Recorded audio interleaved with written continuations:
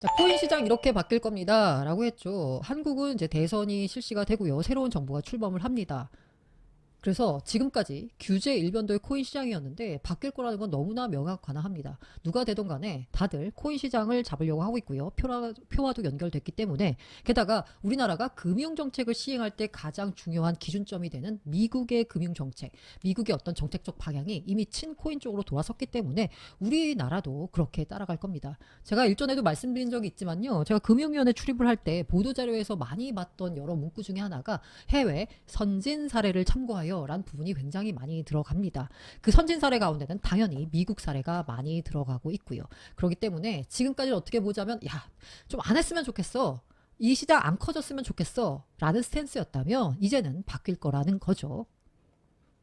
그래서 어떻게 바뀔까에 대해서 제가 투자자분들이 궁금해할 만한, 알츠님들이 궁금해할 만한, 혹은 알츠님들의 잔고에 영향을 미칠 만한 5가지를 정리를 해 봤습니다.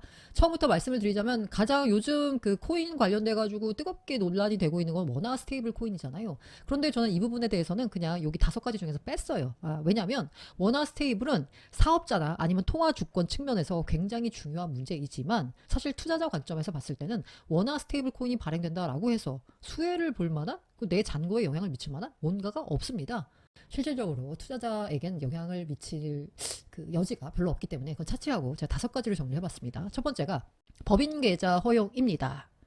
일단 한 발 늦었지만 첫 발된 한국 법인도 가상자산 거래 가능해진다라고 해서요. 실제로 그 두나무 업비트 운영사죠.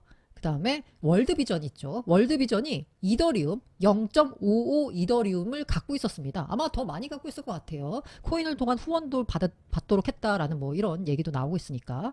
그래서 월드비전 같은 경우에 K뱅크에 법인 계좌 만들었습니다. 그 법인 계좌를 업비트 계정에 연결했고요. 그러니까 원화 계좌와 업비트 계좌가 이제 연결이 됐죠. 그래서 들고 있는 이더리움을 업비트 지갑으로 보내서 거기서 매도를 한 거죠. 이게 왜 그러냐라고 보자면 국내 비영리 법인과 가상자산 거래소, 그러니까 비영리 법인입니다. 가상자산 거래소에 6월 1일부터 현금화 목적의 가상자산 거래를 허용했다. 그 행정 지도에 따라서 요게 월드비전이 갖고 있는 이더리움을 업비트를 통해서 매도했다라는 겁니다. 법인도 가상자산 거래 가능해진다라고 했는데 일단 지금 현재 가능한 건 법인의 주체가 어디까지냐? 비영리 법인 그리고 가상자산 거래소만 되고요. 또 뭐가 있냐? 네. 현금화 목적. 그러니까 매수 아니고요. 투자 목적 아니고요. 매도만 됩니다. 아마 요거 혜택을 받는 곳들은 서울대. 서울대가 위믹스 후원을 받았어요. 장영욱 대표가 서울대 출신이기도 하고 그때 왜 서울대 후원했지? 아무튼 서울대에 후원을 받았잖아요. 근데 이게 위믹스를 받았는데 팔지를 못했어. 그래가지고 여전히 들고 있습니다. 그런데 아마 후원을 받을 때는 그게 아마 10억 상당이었나? 꽤 금액이 컸었는데 지금은 위믹스 토큰 가격이 떨어지면서 얼마 안 된다라고 해요. 그마저도 이제 국내 거래소에서 위믹스가 상폐가 되면서 이제 팔기가 상당히 애매해진 상황입니다. 어쨌든 이게 아마 상폐가 제가 알기로 6월 2일인가 되는 것 같거든요. 그런데 비영리법인과 가상자산 거래소에 6월 1일부터 현금화 목적의 가상자산 거래가 허용됐으면 이게 아직 발표는 안 나왔는데 서울대의 경우 아마 이거 연결해가지고 팔았을 수도 있을 것 같아요. 위믹스. 왜냐면 상폐되면 팔기가 되게 애매해지잖아요. 요거는 사실 시장에 미친 영향은 크지 않습니다. 이건 어떻게 보자면 급한 거부터 해결해 준 거고요. 진짜는 이겁니다. 금융위원회에 따르면 상장법인 및 전문 투자자 등록법인에 대한 실명계좌 발급은 올해 하반기 이후로 예정돼 있다라고 하는데 그러면 올 하반기에 상장법인 그러니까 우리가 코스피 상장사라고 불리는 많은 회사들 있죠. 거기에 대한 실명 계좌 발급이 이루어집니다. 자, 이렇게 되면 무슨 일이 벌어질까? 바로 한국판 MSTR, 한국판 스트래터지가 출연이 가능해집니다. 사실 한국판 스트래터지라는 표현을 썼지만요. 뭐 스트래터지는 거의 회사 목적을 바꿔버렸잖아요. 비트코인 매수로.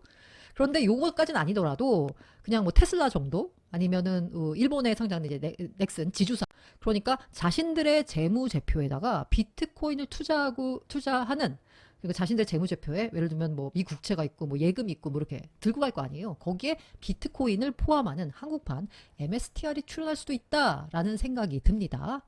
그런데요, 뭐 아시는 분들은 아시겠지만 한국판 MSTR 해서 비트코인 매집한 비트맥스 한 달 새 100% 폭등이라는 뉴스가 이제 5월 30일자 서울경제 뉴스입니다. 자, 이 비트맥스라는 회사가요, 원래는 그냥 그냥 기술 특례를 통해서 코스닥에 입성한 XR 기술 개발 전문 기업입니다. 21년 7월에 상장을 했어요. 자, 이때 21년 생각해 보시면 코로나 때문에 한창 이렇게 뭐 뭐랄까 비대면 뭐 이런 거 되게 막 각광을 받았었잖아요. 그리고 기술 특례 제도라고 하는데 이게 뭐냐면 보통 시장에 증시에 상장을 할 때는 굉장히 검증된 기업들만 시장에 올립니다. 그러니까 뭐 5년간 영업이익이 얼마였고 그러니까 지금까지 우리가 장사를 잘 해왔어.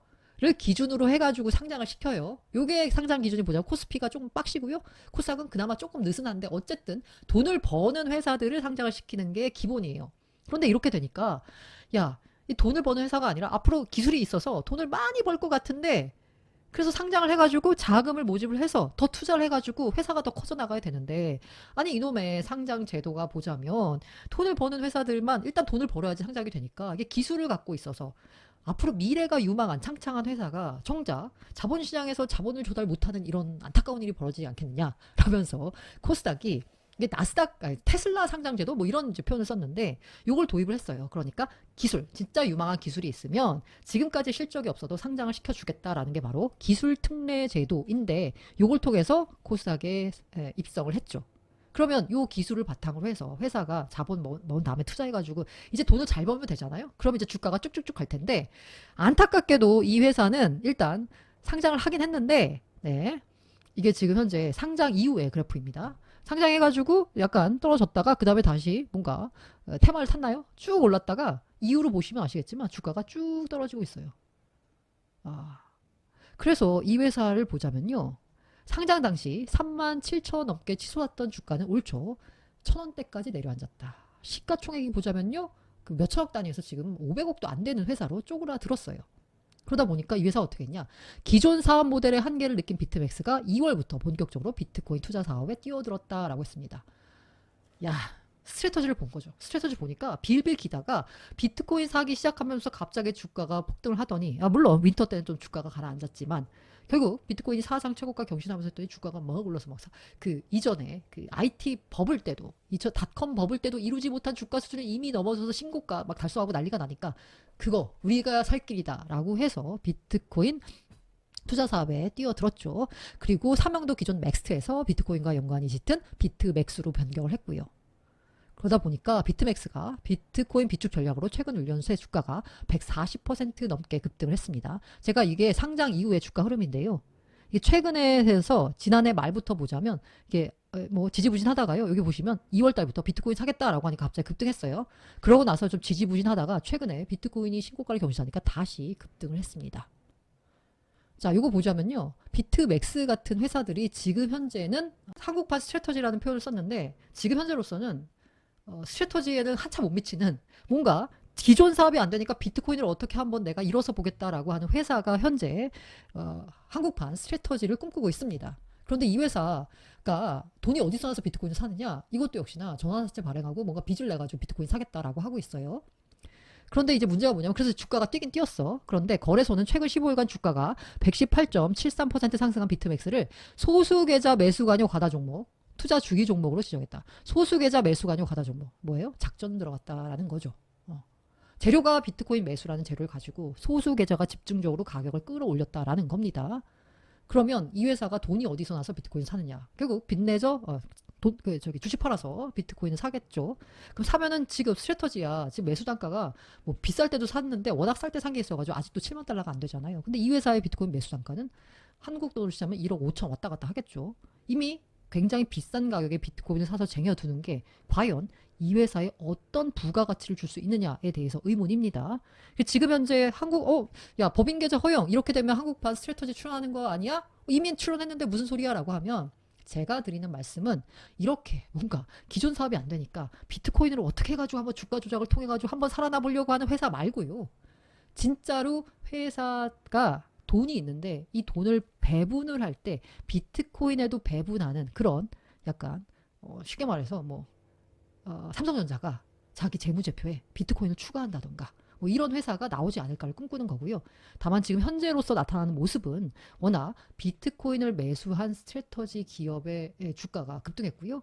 일본판 스트래터지라고 하는 그 상장사 같은 경우에도 주가가 급등했거든요. 그걸 노리고 국내에서도 이런 시도를 하는 곳들이 나오고 있는데 이 회사 본질 뜯어보면 적자가 굉장히 쌓여 있고 사실 회사 존속이 가능한가 싶을 정도고, 주가가 오른 것도 보자면 소수 계좌가 집중적으로 관여돼 있고 라는 주가 조작 우려가 나타난다는 점은 좀 걱정되는 부분이고요. 다만 이제 법인 계좌가 허용되면 이른바 이제 돈을 벌고 있는, 그리고 정당하게 자신들의 자산을 배분할 수 있는 회사가 나오지 않을까.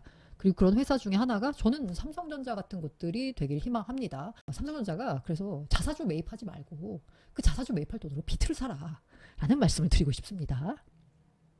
그래서 법인 계좌가 허용이 되면 하반기에, 내년쯤에는 뭔가 돈을 벌고 있는 회사가 자신들의 자산을 배분하는 차원에서 비트코인을 사는 곳이 나오지 않을까, 우리가 조만간 공시를 보지 않을까라는 생각이 들고 있고요. 그리고 또 하나 드는 생각은, 그래서 만약에 그런 회사가 나오면 비트코인을 직접 사는 곳도 나올 수 있겠지만, 제가 느끼기에는 그냥 재무제표 작성에 약간 그 투명성, 그리고 뭔가 좀 명확한 이걸 위해서 비트코인 ETF를 사는 곳들이 더 많이 늘어날 것 같다, 현실적으로는, 라는 생각은 듭니다. 그리고 비트코인 ETF가 허용될 것 같습니다. 그래서 비트코인 ETF 허용 공약 내건 대선 후보들 방법은 글쎄라고 했는데요. 일단 비트코인 ETF는 뭐 시간의 문제지 바로 허용될 것 같습니다. 그래서요, 제가 꿈꾸는 건 사실 개인들 입장에서는 굳이 뭐 재무제표 뭐 작성할 필요 이런 거 없잖아요. 그러다 보니까 뭐 세금 문제만 뭐 어떻게 뭐 이슈가 아니라고 하면 비트코인은 그냥 사는 게 낫습니다. 어차피 ETF 사면 수수료 나가게 돼 있잖아요. 그런데 문제가 뭐냐면, 퇴직연금, 개인연금 계좌는 비트코인을 매수할 수가 없어요. 퇴직연금과 개인연금의 투자 대상에 비트코인이 들어가 있지 않기 때문에. 근데 ETF는 들어가 있죠. 그래서 만약에 비트코인 ETF가 허용이 되면 연금 계좌로, 제 개인연금 계좌로, 제 퇴직연금 계좌로 비트코인 ETF 투자할 수 있을 것 같습니다. 그래서 IBIT, 그러니까 블랙락 비트코인 ETF 투자는 금방 가능해질 것 같습니다. 이건 뭐 내 연금 계좌로 테슬라 사는 것과 마찬가지니까. 그런데 여기서 말하는 방법은 글쎄라고 하는 부분은 뭐냐면요. 그러니까 제가 지금 말하는 건 나스닥에서 거래가 되고 있는 블랙락이 운용하는 비트코인 ETF를 내가 사는 거거든요. 해외 주식 투자하는 것처럼. 근데 그게 아니라, 만약에 비트코인 ETF를 허용하게 되면 삼성자산운용이 만든 비트코인 현물 ETF가 코스피에 상장되는 걸 거래할 수도 있다는 거예요. 그래서 지금 현재 뭐 증권사 운용사들 입장에서는 이 부분에 대해서 연구를 하고 있다라고 합니다. 그래서 금융당국 내부적으로도 암호화폐 ETF를 검토하고 있지만 넘어야만 할 장애물이 산적해 있다라는 겁니다. 사실 해외 블랙락 ETF 허용해 주는 건 너무 간단해요. 그냥 허용해 준다라고 하면 돼요. 초반에 그거 나왔을 때 투자가 가능하다 안 하다 말을 많이 했는데, 이 금융당국의 행정지도로 이제 연금에서 개인 계좌에서 그 현물 ETF 투자 못하게 이제 막아놨었거든요. 그냥 그것만 풀어주면 돼요. 근데 문제는 뭐냐면, 국내 운용사가 국내 거래소에다가 ETF 상장시키는 그 문제거든요. 일단 이거 하려면 증권사 법인 거래 커스터디 과제가 있습니다. 이거 우리나라 회사들 가운데 이걸 제대로 해본 적이 없어요. 게다가 현물 도입된 국내 해지 수단이 없어. 자, 비트코인 ETF를 투자하는 곳들이요, 코인베이스와 그 계약을 맺어가지고, 이게 코인베이스는 매도가 되잖아요. 쉽게 말해 숏이 돼요. 그리고 요걸 이제 해주는 업체가 뭐 점프 트레이딩, 뭐 제인 스트리트 이런 곳들 해가지고, ETF의 가장 큰 경쟁력은 뭐냐면 기초 자산의 가격, 그러니까 비트코인의 가격을 정확하게 따라가도록 설계가 돼 있어야 되잖아요. 이른바 추적 오차, 트래킹 에러가 나면 그 ETF는 망한 겁니다. 그 트래킹 에러가 나지 않도록 이제 코인베이스 쪽을 이제 뭐 커스터디 업체로 지정을 하고, 그리고 이제 여러 가지 업체들과 제휴를 통해 가지고 이 최대한 그 가격을 잘 트래킹할 수 있도록 이제 설계를 하는 건데, 과연 국내에 있는 운용사가 국내에서 그게 가능한가? 그 기본적으로 이 트래킹 에러 하려면 해지를 하기 위해서 숏이 있어야 되거든요. 근데 국내 코인은 선물 거래 안 되잖아요. 숏을 칠 수가 없어. 이러니까 해지 수단 없잖아요. 이게 가능한가? 그렇다고 해서 국내 운용사가 그럼 코인베이스에 가서 그거 한다고? 그게 무슨 의미가 있지? 국내 운용사가 하는 그 ETF가? 라는 여러 가지 장애물이 산적해 있는 거죠. 그래서 제 생각에는 만약에 이제 이 비트코인 ETF가 허용이 돼도 국내 운용사가 국내 거래소를 통해서, 국내 거래소에서 이제 그 유동성 공급을 통해 가지고 국내 업체들이 뭔가 이 트래킹 에러를 줄이는 방법을 통해 가지고 만들어지는 ETF는 좀 시간이 걸릴 것 같다라는 생각이 들고 있고요. 그리고 개인적으로도 여러분 만약에 삼성자산운용이 내놓은 비트코인 ETF와 블랙락의 비트코인 ETF 뭘 투자하시겠습니까? 네, 저는 블랙락 할 것 같거든요.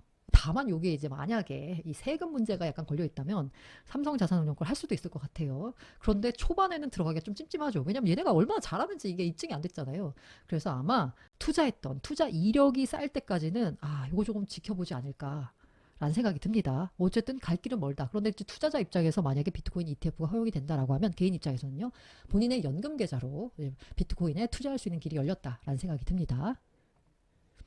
그리고 이렇게 되면 이제 국민연금도 비트 투자 가능해질 것 같습니다. 지금 현재 국민연금 같은 경우에도 ETF를 통해서 비트코인에 대한 노출을 할 수 있죠. 그런데 지금 그 스트래터지가 지수에 들어가 있잖아요. 지수에 들어가 있어서 그러니까 이제 국민연금 같은 경우에 어차피 패시브 투자가 대부분이기 때문에 지수를 구성하고 있는 항목들의 그 기업에 그냥 넣어요. 그래서 만약에 그 기업이 주가가 올랐어. 그럼 그 기업이 시가총액 커지잖아요. 그럼 비중을 늘려. 그래서 약간 욕을 먹은 게 아니 국민연금 코인 투자 안 한다면서 코인베이스랑 스트래터지 투자하는 게 말이 되냐 라면서 이제 막 욕을 했잖아요. 근데 그게 국민연금이 막 적극적으로 자기들이 투자하고 싶어서 투자한 게 아니라 그냥 그 회사 주가가 오르면서 시가총액이 늘어나니까 자신들의 투자 비중이 늘어난 겁니다. 근데 그렇게 해서 욕을 먹었거든요. 이런 식의 투자도 욕을 먹었는데 어떻게 비트코인 ETF를 투자할 수 있겠어요. 그런데 비트코인 ETF가 이제 허용이 되면 아마 국민연금도 뭐 스트래터지나 코인베이스 통한 간접 투자가 아니라 IBIT를 예를 들면 아부다비 국부 펀드가 IBIT를 실질적으로 많이 들고 있는 네 번째인가 다섯 번째 주체거든요. 그 정도로 아마 국민연금도 비트코인을 자기의 포트폴리오에 넣지 않을까 일정 부분라는 생각이 듭니다. 그런데 여기서 보자면 국민연금의 가상자산 직접 투자를 허용하겠다는 공약도 내놨다. 국민연금법상 자본시장법 개정이 필요하다. 이것도 필요 없고요. 그냥 국민연금이 IBIT를 투자할 수 있게끔만 열어주면 됩니다. 그래서 큰 틀에서 규제 풀릿해서 국민연금 직접 투자 허용인데 제가 보기에 국민연금 입장에서는 직접 투자보다는 아마 ETF를 통한 간접 투자를 통해서 비트코인에 대한 노출 비중을 늘려가지 않을까라는 생각이 듭니다. 그 세 번째가 바로 ICO 허용입니다. ICO 허용 관련돼가지고는요, 요거 이제 요 헤럴드 경제 요 기사에 나온 부분인데 이게 민주당도 그렇고 국민의힘도 그렇고 하여간 모든 정권이 다 새 정부 들어서면 이 코인 관련돼가지고는 활성화를 하겠다라는 거잖아요. 그래서 ICO는 민주당의 경우 일정 조건 하에 허용을 검토한다는 거고요. 국민의힘은 ICO를 전면 허용하겠다라는 겁니다. 어쨌든 뭔가 조건이 갖춰지면 허용을 하겠다라는 거잖아요. 지금 현재 ICO가 허용이 안 됐기 때문에 국내 코인 프로젝트의 경우 과거에 이제 싱가포르 같은 곳에서 많이 진행을 했고 최근에는 국내 프로젝트가 있나? 라는 생각이 들 정도예요. 그런데 만약에 ICO를 이렇게 허용하겠다. 그냥 이 규제 분위기가 그렇게 만들어지면 아마 국내 코인 프로젝트들이 활성화될 것 같습니다. 자, 이렇게 되면 우리 한번 다시 가자를 외칠 수 있는 건가요? 사실 이 소위 말하는 이 어감이 좀 안 좋아서 쓰기를 좀 꺼려 하시는 분들도 있는데 이 김치 코인 프로젝트들 이거 다 해먹는다. 굉장히 안 좋은 인식만 있었잖아요. 그런데 이제 이 뭔가 합법적인 테두리에서 정상적으로 사업하는 업자들이 이제 생겨나게 되면 국내 코인 프로젝트들이 활성화되지 않을까. 그리고 이제 ICO가 허용되고 이렇게 국내에서 코인을 우쭈쭈해주는 분위기가 생기면요. 국내 거래소가 국내 코인 프로젝트를 상장하는데 조금 더 적극적이 될 것 같습니다. 지금 어떻게 보자면 제 느낌으로는 차별적 규제를 받고 있는 느낌이에요. 오히려 국내 프로젝트가 국내 거래 상장하는 게 더 힘들어. 왜냐하면 괜히 상장했다가 욕먹을 수 있으니까. 그런데 그게 안 되면 아마 이제 국내 코인 ICO를 허용하게 되면 국내 코인 프로젝트가 지금은 거의 다 죽었다라고 볼 수 있잖아요. 활성화될 수 있지 않을까라는 생각이 들고 있고요. 이렇게 합법적인 규제에서 하면 그간에는 진짜 약간 뭐라고 표현해야 되나 듣보잡들 했다고 하면 이름을 좀 들어본 기존에 있었던 그런 기술 기업들 테크 기업들, 뭐 게임 회사들 이런 것들이 조금 더 코인 시장으로 적극적으로 들어올 수 있지 않을까라는 생각이 듭니다. 그러면 이제 이때 투자자 입장에서는 기회를 잘 잡아야 되겠죠. 다만 과거와 같은 또 한 번의 이제 사기판이 판치는 거 아닌가라는 부분은 걱정인데요. 아예 정부가 허용을 해주면서 나쁜 놈들은 적극적으로 이제 잡아들이고 좋은 분들은 적극적으로 육성하는 정책을 취하면 국내 코인 시장도 거래 시장뿐만이 아니라 기업단에서의 코인 프로젝트도 활성화될 수 있지 않을까. 라는 생각이 듭니다. 그 네 번째가 이제 STO 허용인데요. 아까 보여드린 여기 ICO 활성화해 보자면 STO도 같이 나와 있어요. STO 및 ICO 전면 허용하겠다. STO 뭐 일정 조건하에 허용하겠다라는 건데 이 STO 같은 경우에는 사실 증권사가 관여된 겁니다. 그래서 이게 토큰 증권이에요, 증권.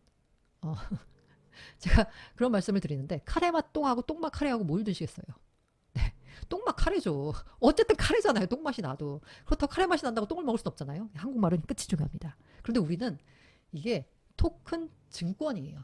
그러니까 우리가 왜 토큰화라고 해서 토큰아이제이션 이렇게 영어로 쓰는데 한국말로 뜨자면 그 정식 용어가 토큰 증권입니다. 증권에 방점을 찍혔어요. 때문에 이 토큰 증권 STO는 어쨌든 증권사가 주도하는 거예요. 그런데 이렇게 STO가 허용이 돼서 증권사가 얻을 수 있는 그 이익이 얼마나 되느냐? 별로 없어요. 증권사가 이거 해봐야 벌 수 있는 돈 그렇게 크지 않습니다. 그래서 물론 이게 토커나이제이션이 엄청 시장이 커지면 증권사가 그를 통해서 돈을 많이 벌 수도 있을지 모르겠지만 당장을 놓고 보자면 한 5년 내? 제가 보기엔 한 10년 더 걸릴 것 같은데 증권사가 이 토큰 증권을 통해서 돈을 벌 수 있는 것 그닥 크지 않다라고 봅니다. 그렇게 되면 STO가 허용이 되게 되면 증권사가 뭔가 수혜를 보기보다는 테마주 움직임에 주목해야 됩니다. 여러분들은 코인 투자하시니까 잘 모르실 수도 있겠지만 이제 국장 주로 투자하시는 분들은 STO 법제와 관련돼서 IT, 아이즈, 핑거 같은 약간 이게 뭐예요? 일종의 STO 정책 수혜 종목들에 대해서 수혜 종목들이 뭔가 꿈틀꿈틀했대요. 이런 종목들을 한번 관심 갖고 지켜보실 수도 있는데 이게 다 뭐라고 표현해야 되나 너무 작아요. 회사 이 규모가 사이즈가 그리고 이게 약간 작전 세력에 노출되기가 너무 좋아가지고 사실 이 STO 수혜주를 적극 투자해라라고 말씀드리긴 어려운데 이렇게 STO가 허용이 되게 되면 이런 종목들이 뭔가 관심을 받지 않을까라는 생각이 들고 있고요. 그리고 5번째가 바로 가장 관심이 많으신 코인 과세 시작입니다. 사실 요거를 제가 쓸까 말까 하다가 관심이 많아가지고 갖고 왔습니다. 구체적으로 나온 거 없습니다. 일단은 이게 24년 12월 10일 기사예요. 이때 소득세법 개정안이 국회를 통과했습니다. 이 소득세법 개정안에는 2가지 중요한 게 있었습니다. 금투세 폐지, 가상자산 과세 2년 유예. 그래서 코인 과세는 27년 1월 1일 이후 발생한 소득에 대해서 28년 5월 종합소득세 신고할 때 신고하시면 됩니다. 그러니까 긍정적으로 보자면요. 우리 코인러에게는 올해 그리고 내년 돈 벌 수 있는 기회가 아직 남았습니다. 세금을 안 내고 돈 벌 수 있는 기회가 아직 남았고요. 27년 도입 예정입니다. 그러니까 별다른 움직임이 없으면 이거는 예정된 미래예요. 그래서 코인 과세가 시작이 됩니다. 구체적으로 나온 건 없어요. 다만 자 그래서 요렇게 돼 있는데 제가 왜 그러면 또 기대할 거잖아요. 이거 또 미뤄지는 거 아니야? 야 금투세는 아예 폐지됐는데 코인 과세 시작하는 거 아니야? 이것도 미뤄지는 거 아니야? 라고 했는데 이거는 물론 김동연 후보가 한 얘기입니다. 여야 포퓰리즘적 감세 공조했다. 그러니까 이 여야가 뭔가 이 환심을 사려고 포퓰리즘적으로 야 세금 깎아줄게를 남발했다는 거예요.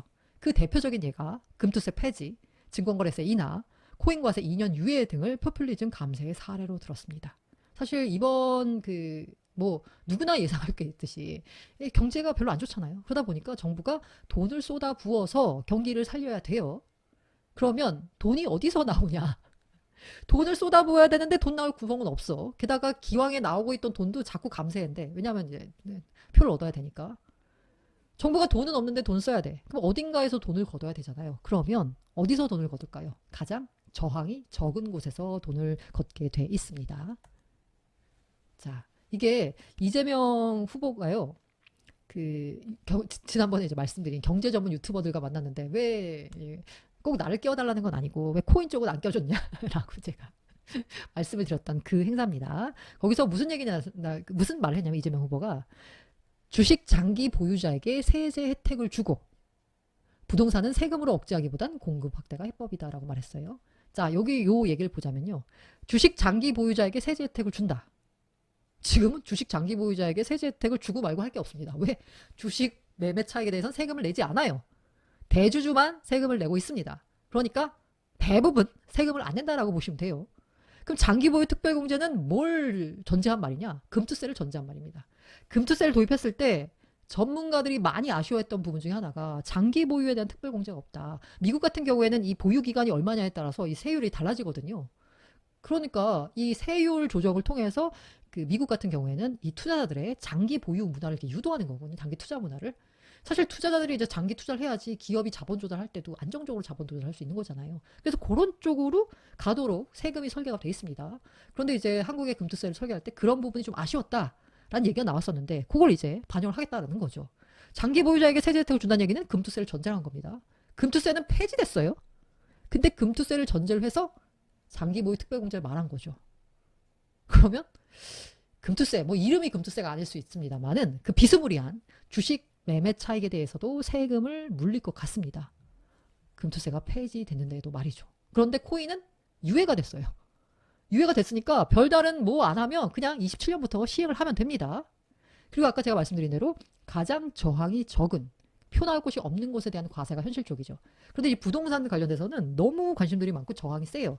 게다가 뭐 후보가 한 말이긴 하지만 부동산은 세금으로 억제하기보다, 그러니까 부동산 쪽에 어쨌든 뭔가 징벌적 세금을 물리지는 않겠다는 거잖아요. 그러면 부동산 쪽에서 세금이 안 나와. 그럼 어딘가에서 나와야 돼. 금투세는 이미 폐지가 됐는데도 그걸 전제로 해서 장기보유 특별공제를 말하고 있고, 코인은 폐지도 아니에요. 유예요. 그냥 27년부터 하면 됩니다. 그러니까 아마 과세가 시작이 될 겁니다. 그리고 우리가 일말에 기대하는 게 있잖아요. 그게 뭐예요? 바로 이번에도 또 미뤄지지 않겠어? 선거철이 오면은 다들 뭔가 포퓰리즘적 공약을 쏟아내잖아요. 그러니까 이번에도 그렇게 되는 거 아니야 라고 하기에는 정치 일정이 아주 여유롭습니다. 자, 25년 6월 3일 21대 대통령 선거가 있습니다. 26년 6월 3일 전국 9회 전국 동시 지방선거가 있습니다. 28년에야 23대 국회의원 선거가 있고요. 30년에 22대 대통령 선거가 있는데, 자, 일단 대통령 선거는 뭐 이미 됐고, 자, 지방 동시 선거, 전국 동시 지방 선거가 내년에 있어요. 자, 지방 선거는 그 지자체 장을 뽑는 거잖아요. 세금은 입법의 문제예요. 아까 조세 법정주의 말씀드렸잖아요. 법률에 뭐가 있어야지 세금을 물리잖아요. 그러니까 입법기관을 뽑는 것과 밀접하게 연결돼 있어요. 그게 어디예요? 국회의원 선거죠. 지방의원 선거는 이 과세, 세금 문제와는 별로 관련이 없어. 왜? 이거는 과세는 입법권의 문제이기 때문에. 그러니까 올해 정치 일정 여유롭죠. 그리고 27년부터 시행이니까 26년에 뭔가 바뀌어야 되는데 26년에 정치적 부담이 없어요. 표에 신경 쓸 필요가 없으니까. 28년에서야 국회의원 선거가 있는데 이미 지금 유예된 상태로 보자면 27년부터 과세가 시작이 됩니다. 그럼 뭐 이때 선거 있다고 과세 시작된 걸 다시 없겠어요? 한번 물린 세금은 웬만하면 폐지되지 않습니다. 그렇기 때문에 아마 코인 과세는 27년 1월 1일 이후 발생한 소득에 대해서는 이제부터는 진짜 세금을 낼 것 같다는 거고요. 뭐 한 가지 바라는 건 그때까지 제발 뭔가 코인 관련된 세금을 정치하게 좀 자세하게, 그리고 억울하게 세금 내는 분이 없도록 잘 설계를 해줬으면 좋겠다라는 바람입니다.